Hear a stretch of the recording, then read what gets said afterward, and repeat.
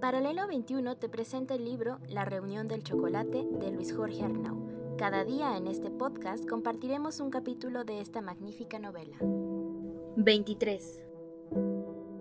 1815. La emboscada.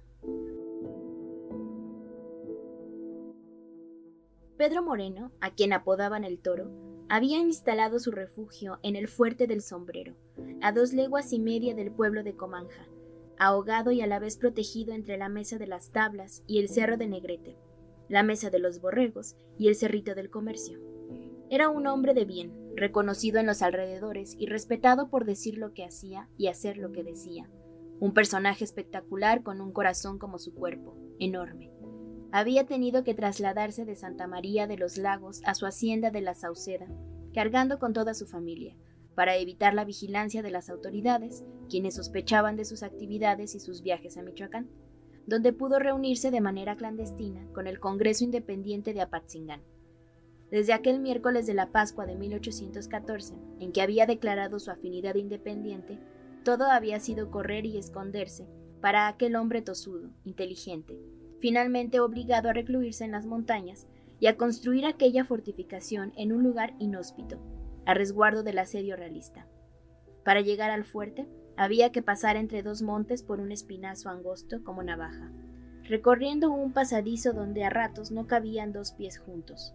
En las tardes lluviosas, que eran muy pocas, los rayos repicaban entre los cerros en la cañada de Barbosa, como si fueran campanas inmensas, llamando a fiestas, aunque, a decir verdad, solo víboras, coyotes, flacos y algunos tordos azules se asomaban por el perfil árido de las lomas. Ahí empezó a entrenar a sus trabajadores para marchar a la guerra, entre ellos a los 3 Uskanga, campesinos de la zona distinguidos por ser gente preparada, con interés en la lectura. Los hermanos se acomodaron con sus ideas y se les llenó la cabeza de deseos de lucha, por lo que se desafanaron de sus compromisos en los terrenos donde sembraban maíz y algo de remolacha para incorporarse al grupo de aquel comerciante reconocido por sus habilidades estratégicas y su claridad de miras. Moreno no era un hombre de grandes ejércitos que pudieran hacerse notar en toda la intendencia. Su especialidad era realizar ataques relámpago, muy efectivos contra las unidades del ejército que pasaban por esos caminos de Dios. Golpear, huir, moverse con velocidad y golpear de nuevo, más allá en ataques sorpresas. Si no era un peligro para la corona, al menos se mantenía como una permanente molestia. Quienes lo conocían por los valles del Bajío hablaban de él, como si fuera de la familia, y callaban sus movimientos cuando alguna autoridad buscaba información sobre aquel ciudadano convertido en forajido.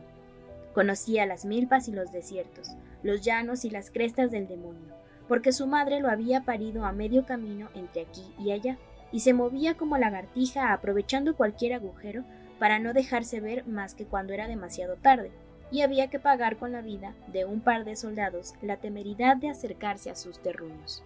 Fortaleciéndose al paso de los meses, el Toro empezó a adentrarse más allá, bajando hasta los caminos del centro, siempre buscando camorra.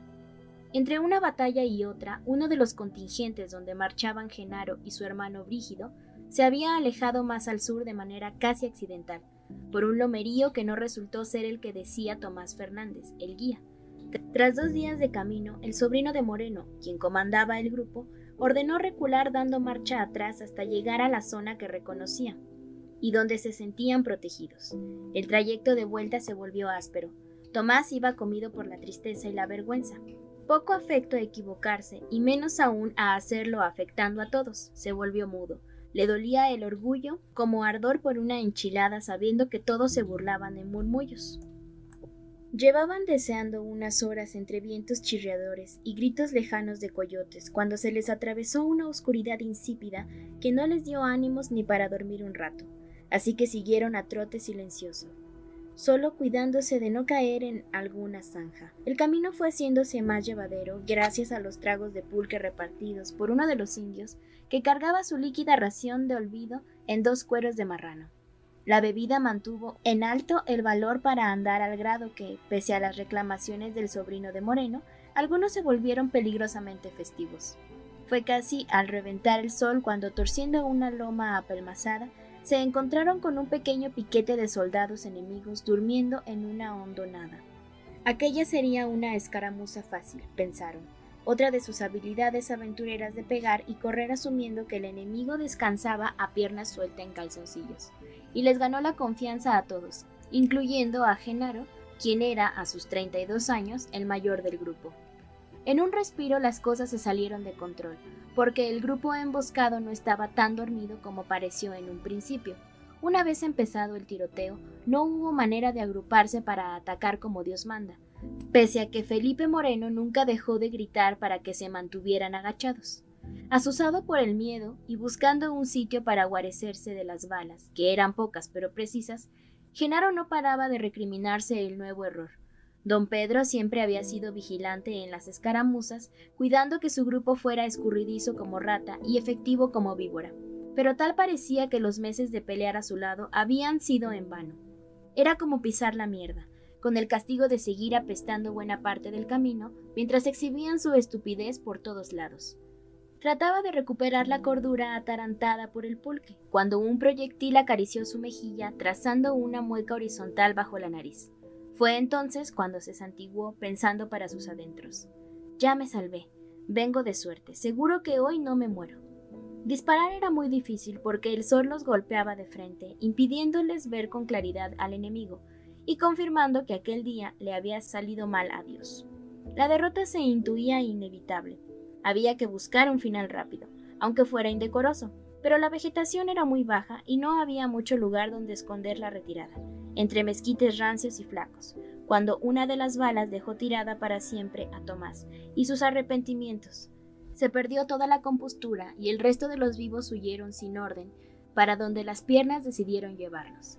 Sin embargo, esto fue imposible para Genaro, quien se cubría la mejilla con su camisa, tratando de controlar una leve hemorragia, cuando se encontró de frente con un soldado inexpresivo apuntándole, con ganas de tronarlo si se movía. Por eso no se movió. Su abuelo alguna vez le dijo: «Nunca una guerra es larga, ni cuando ganas ni cuando pierdes, así que asegúrate de ganar rápido o de salir corriendo». En ambos casos había fallado. Para entonces, ya sin vergüenzas que ocultar, el sol los castigaba sin misericordia. Genaro se imaginó muerto 1000 veces, con un tiro en la cabeza, una cuerda en el cuello o destazado por un filo de un machete.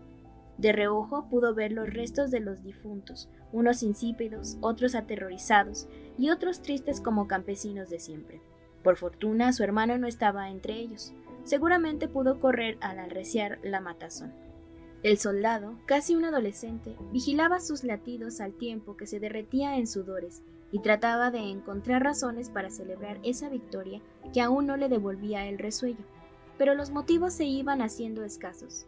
El resto del paisaje era pedruscos, pinacates y un camino disparejo y largo que parecía cadáver de serpiente, sin observadores para festejar el desenlace.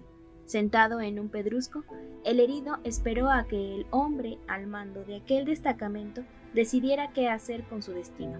Por su parte, Velázquez pensaba en su mala suerte con la mirada atorada en aquel cadáver encadenado que le habían dado a resguardar, imaginando 1000 cosas que a Genaro no le importaban, pero alargando sus angustias mientras el resto de los soldados revisaban cadáveres ajenos, buscando hacerse de algunas armas y unas monedas que ya no serían de utilidad para los difuntos.